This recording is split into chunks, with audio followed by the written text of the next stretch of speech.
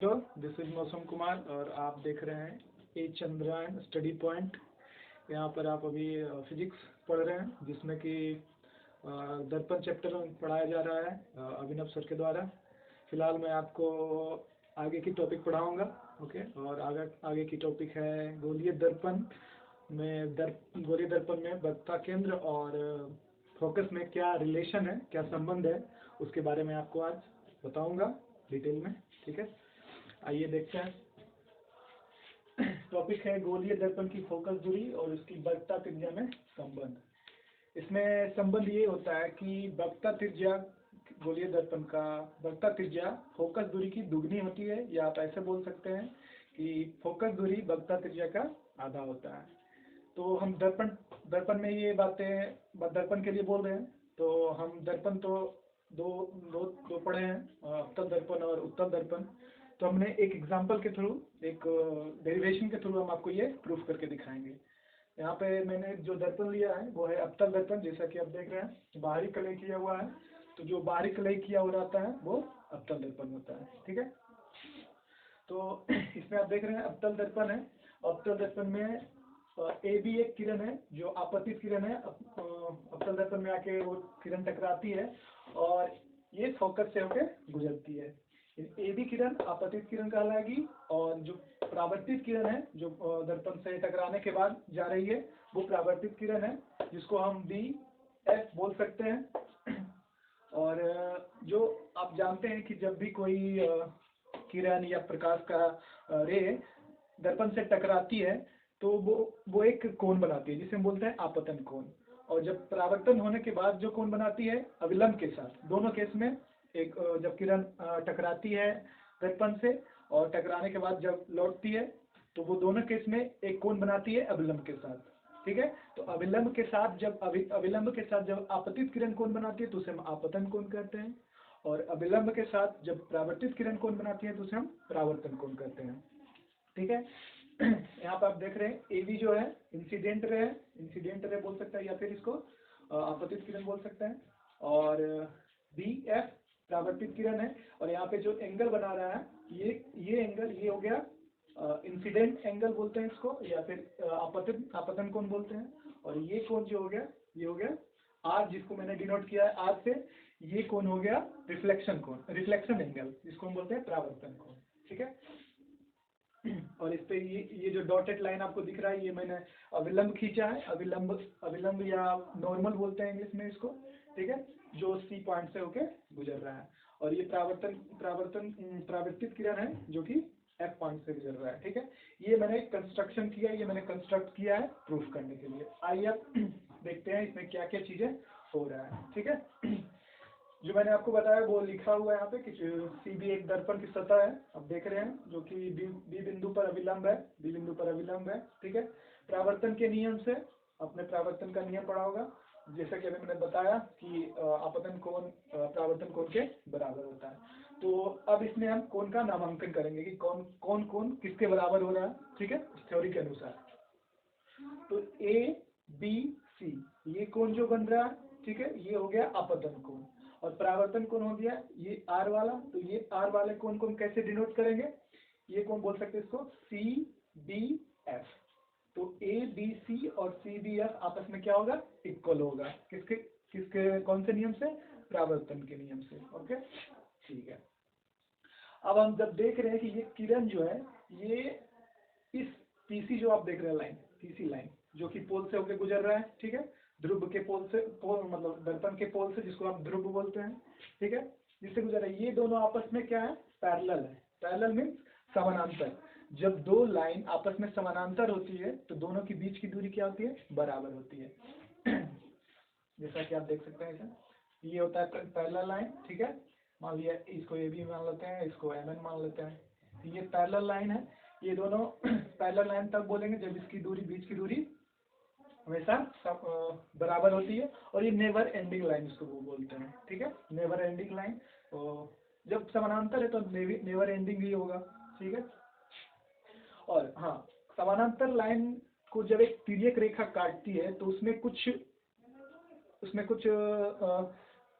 Angles बनते हैं जो आपस में बराबर होते हैं। और जिसको हम जैसे आप इसमें आपको हम थोड़ा सा एक्सप्लेन करके बताते हैं, ठीक है। ए बी मान लिया, एक ए बी जो लाइन है और एम एन के पैरेलल है, ठीक है। एक इसको तिर्यक रेखा काट रही है दो अलग अलग, दोनों ए बी लाइन को एक पॉइंट पे इंटरसेक्ट कर रही है और एम एन लाइन को एक पॉइंट पे इंटरसेक्ट कर रहे हैं। इस पॉइंट को हम मान लेते हैं सी बोल देते हैं, इस पॉइंट को मान लेते हैं पी बोलते हैं, ठीक है। तो इसमें क्या होता है कि इसका ये वाला कोण, ये कोण संगत कोण कहलाता है। इधर जाए तो ये कोण आपस में संगत कोण कहलाएंगे, ठीक है। यदि इस कोण को लेंगे तो ये कोण आपस में संगत कोण कहलाएंगे, ये कोण संगत कोण कहलाएंगे। और ये वाला कोण और ये वाला कोण, ध्यान से देखना, ये वाला कोण और ये वाला कोण एकांतर कोण कहलाएंगे। और ये वाला कोण और ये वाला कोण, थोड़ा सा यहाँ पर कठिन हो गया लेकिन आप समझ गए होंगे।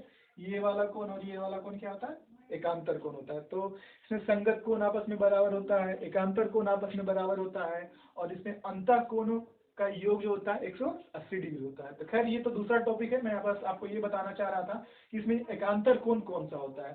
तो ये वाला और ये वाला और ये वाला, तो ये जितना होगा वो भी इतना ही होगा, ठीक है। तो एकांतर कोण आपस में बराबर होते हैं जब पैरेलल लाइन को एक तिर्यक रेखा काटती है, तो ठीक है। सेम है, आप यहाँ देख सकते हो कि ये एक पैरेलल लाइन है ना, ए बी और पी सी एक पैरेलल लाइन है, जिसको ये जो अभिलंब है ये इसका एक तिर्यक रेखा है, ठीक है, जो बी और सी से होकर गुजर रहा है। ये इसको काट रहा है, यहाँ पे सी पे काट रहा है और इसको बी पे काट रहा है, ठीक है।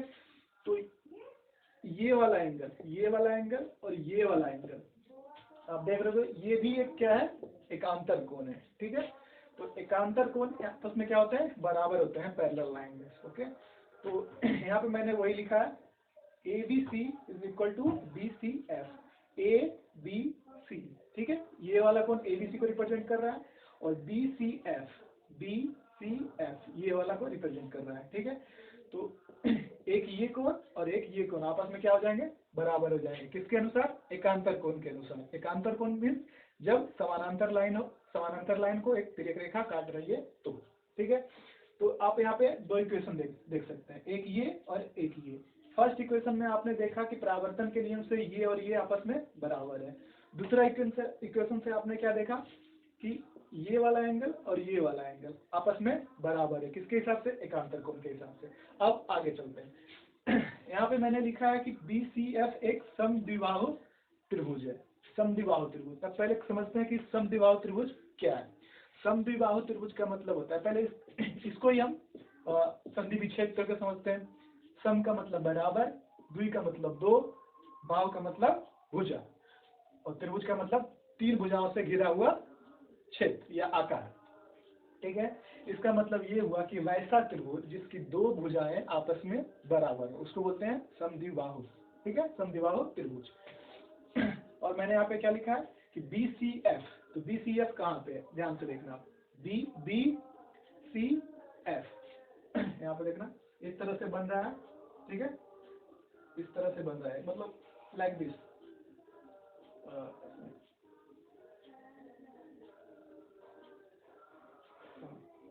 बी सी एफ, ठीक है। ये एक बन रहा है समद्विबाहु त्रिभुज, समद्विबाहु त्रिभुज ये बन रहा है। समद्विबाहु कैसे बन रहा है इसको हम बताते हैं।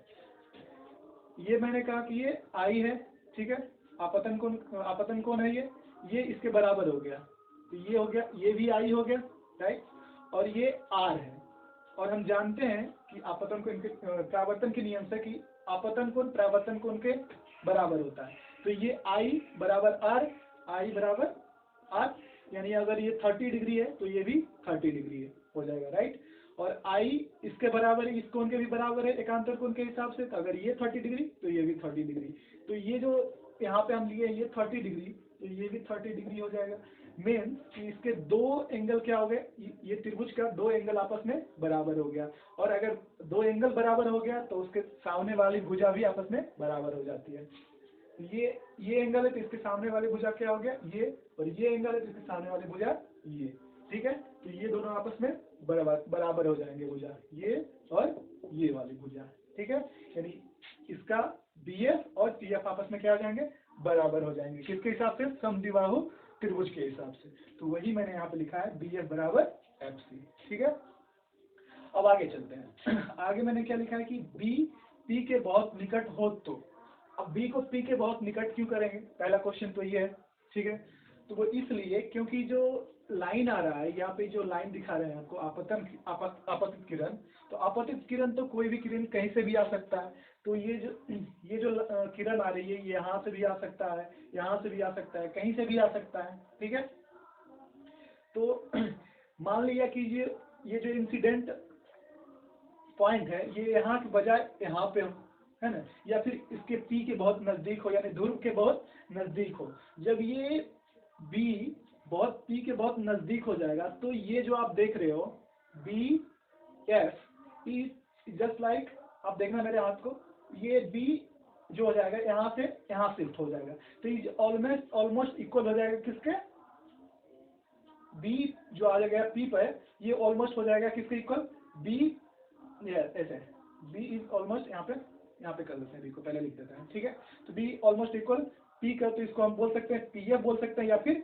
बी एफ बोल सकते हैं। ठीक है, बी एफ या पी एफ दोनों आपस में क्या हो जाएगा, बराबर हो जाएगा, क्योंकि ये पॉइंट यहाँ पे आ गया। ठीक है, अब यहाँ पे आने के बाद क्या होता है, देखो अभी हमने बताया आपको कि समद्विबाहु त्रिभुज में ये वाला बराबर है और ये वाला किसके हो गया, इसके बराबर हो गया।